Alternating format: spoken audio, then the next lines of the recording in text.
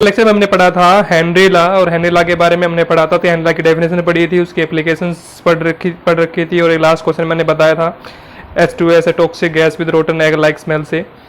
तो आज उसी चीज़ को कंटिन्यू करते हुए आगे हम चलते हैं। तो कंटिन्यू करते हुए आज हम स्टार्ट जो करने वाले हैं वो हम स्टार्ट करने वाले हैं vapour pressure of liquid solution. अब vapour pressure of liquid solution जैसे नाम में ही लिखा गया है, वेपर प्रेशर मतलब pressure exerted by vapours of liquid solution. मतलब अगर हमारे पास कोई लिक्विड सॉल्यूशन है तो वो कितना वेपर जनरेट करेगा, वो कितना प्रेशर वेपर प्रेशर जनरेट करेगा अगर हम उसको बॉयल करते हैं। तो मैंने थोड़ा सा रफली कह लीजिए या ये कह लीजिए कि फ्लो चार्ट सा बना के आपको रिप्रेजेंट किया है। यहाँ क्या लिखा गया है, the pressure exerted by vapours in equilibrium at a particular temperature.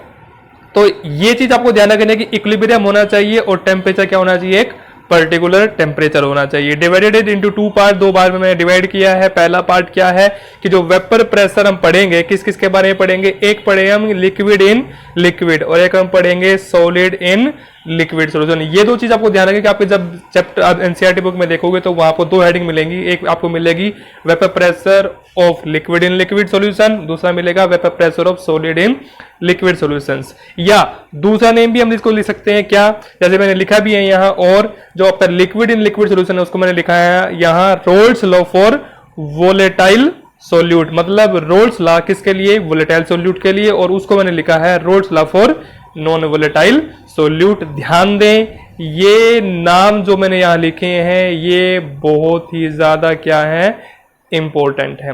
Important क्यों है, क्योंकि इनको इन्हीं नाम से ज्यादा पूछा जाता है। ठीक है, तो अब यहां पे जो मैंने एक्सप्लेन किया है, मैंने एरो भी लगाई है, यहां पे मैंने एक्सप्लेन किसको किया है, roles law for volatile solute. Volatile का मतलब सभी को पता होगा, वोलेटाइल क्या होता है, which can easily convert into vapours, जो जल्दी ही भाप बन के उड़ जाए। तो क्या लिखा है यहाँ, consider a binary solution. Solution कैसा लिया है, बाइनरी सॉल्यूशन। बाइनरी लिया है तो कितने कंपोनेंट उसके अंदर होंगे, दो कंपोनेंट होंगे, two volatile liquids and denoted them 1 और 2, उनको 1 और 2 माना गया है। Let's total vapour pressure generate जो करेंगे दोनों P टोटल मान लिया गया है। फर्स्ट के लिए क्या माना गया है, P1, सेकंड कंपोनेंट के लिए क्या माना गया है, P2। तो टोटल क्या हो जाएगा, P1 प्लस P2। ठीक है, तो ये चीज सब कुछ इसके अंदर लिखी गई है। बट ये जो चीजें हैं, कौन कौन सी चीजें, P1 pressure exerted by first component, pressure exerted by second component are related to mole fraction of each component. ये लाइन ध्यान देने वाली है यहां कि P1 and P2 are related to mole fraction of each component, जिनको मैंने क्या इंडिकेट किया यहां, फर्स्ट कंपोनेंट जो था उसका mole fraction x1, second component उसका मोल फ्रैक्शन x2। अब जो P1 x1 P2 x2 है, इनकी एक रिलेशन बनती है। तो क्या कहता है कि this relation was given by French chemist FM Raoult इन 1886। किसने दी थी, FM रोल्ट ने दी थी 1886 के अंदर, और इसी को हम उन्होंने क्या बताया है, रोल्स लॉ। मतलब F1 means sorry P1 and P2 की जो रिलेशन है किसके साथ, X1 और X2 के साथ, वो रिलेशन को सबसे पहले किसने बताया था, रोल्स ने बताया था। कब बताया था, 1886 में बताया था। तो अब रोल्स लॉ किसके लिए, सबसे पहले हम बात किसके लिए कर रहे हैं, रोल्स लॉ फॉर वोलेटाइल और नॉन वोलेटाइल, वोलेटाइल के लिए। अब उसी को उसने एक एक्सप्रेशन की फॉर्म में यहां दिया है।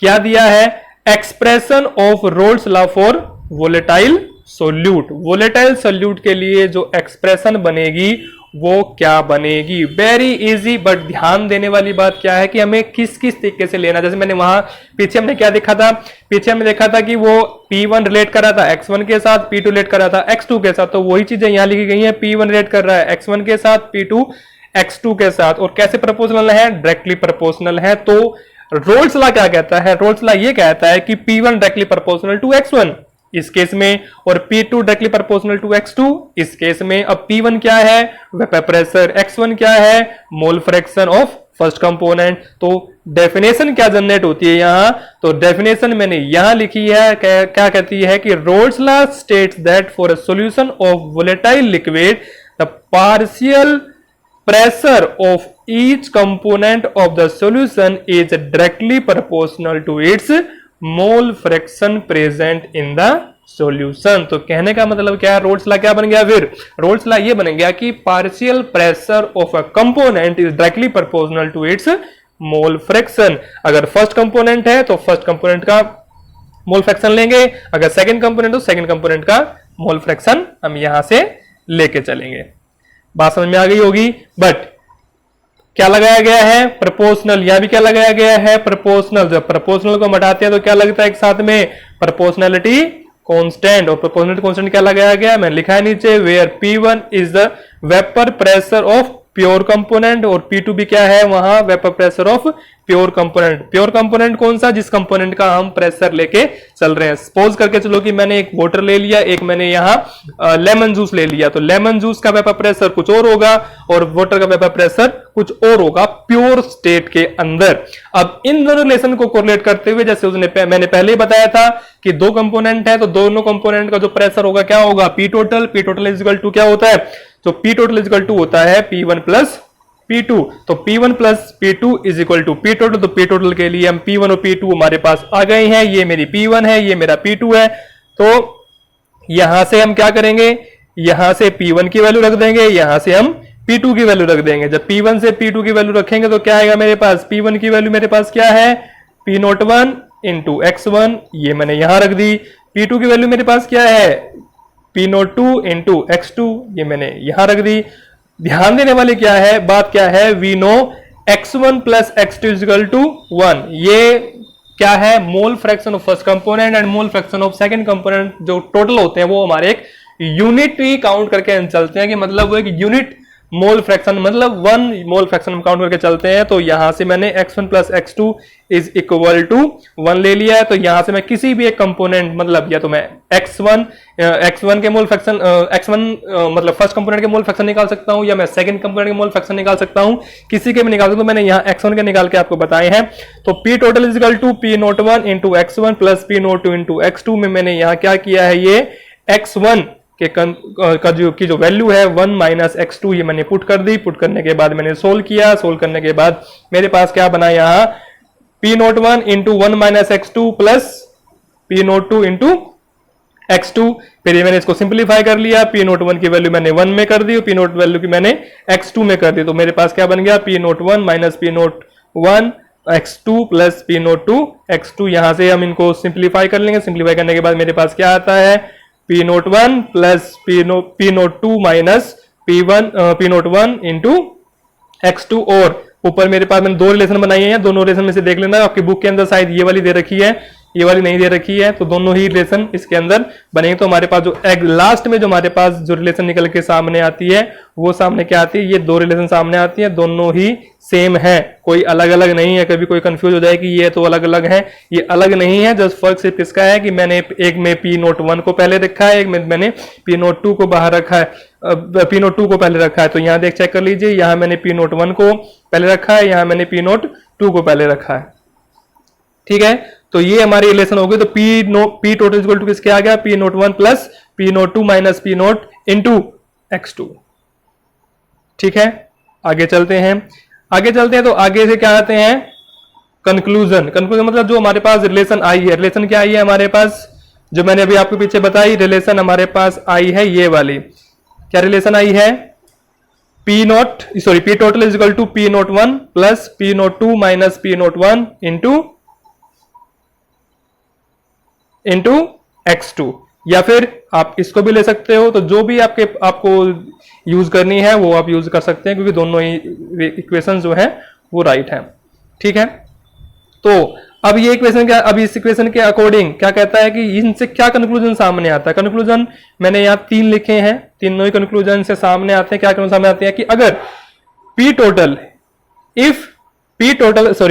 Can be related to the mole fraction of any of the component, मतलब जो P टोटल है वो किसी भी कंपोनेंट के साथ कंपेयर कर सकता है, किसी भी X1 हो या X2 हो तो उसके साथ वो रिलेट कर सकता है। दूसरा कंक्लूजन क्या है कि P total varies linearly with the X2, मतलब जो फिगर जो इन्होंने बनाया है यहाँ फिगर के अंदर आप चेक करोगे तो तीनों ही लाइन कैसी हैं, लीनियर। तो जो P टोटल की लाइन है, P टोटल की लाइन कैसी बन रही है, लीनियर बन रही है। किसके साथ, वो बन रही है X2 के साथ, as shown in figure.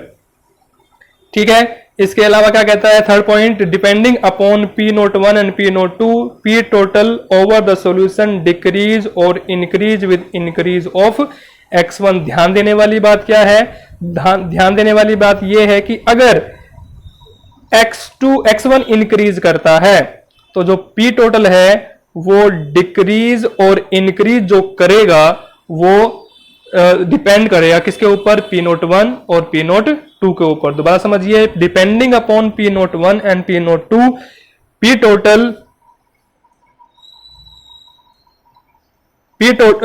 Total over the solution decrease और increase with increase of x1। मतलब पी टोटल का जो डिक्रीज इंक्रीज होगा किस पे डिपेंड करते हुए, पी नोट 1 और पी नोट 2 पे डिपेंड करते हुए, वो ओवरऑल किसके कारण होगा, वो होगा x1 के इंक्रीज होने के कारण। मैंने फिगर के नीचे यह लिखा भी हुआ, एक लाइन मैंने यह लिखी है, इसको थोड़ा ध्यान से समझना कि from figure P naught 1 has minimum value than P naught. अगर आप लाइन चेक करोगे तो जो ये लाइन स्ट्रेट लगी है तो यहां पे क्या लिखा है, पी नोट 1, यहां पे क्या लिखा गया है, पी नोट 2। तो यहां पे पी नोट 1 नीचे है, पी नोट 2 ऊपर, तो मतलब क्या है कि जो पी नोट 1 की वैल्यू कम है, पी नोट 2 की वैल्यू ज्यादा है। तो कहने का मतलब क्या है कि दोनों के अंदर पी नोट 1 की जो पार्शियल प्रेशर है वो कम है in comparison of P naught 2। ठीक है, अब इसके बाद एक छोटा सा नोट लिखा है कि अगर ये रिएक्शन गैस फेज में हो तो गैस फेज में क्या होगा, तो गैस फेज में आपकी रिएक्शन रोल्स लॉ की ये बन जाएगी। ठीक है, तो आज केवल इतना ही है, तो बाकी चीजें नेक्स्ट वीडियो में आएगी।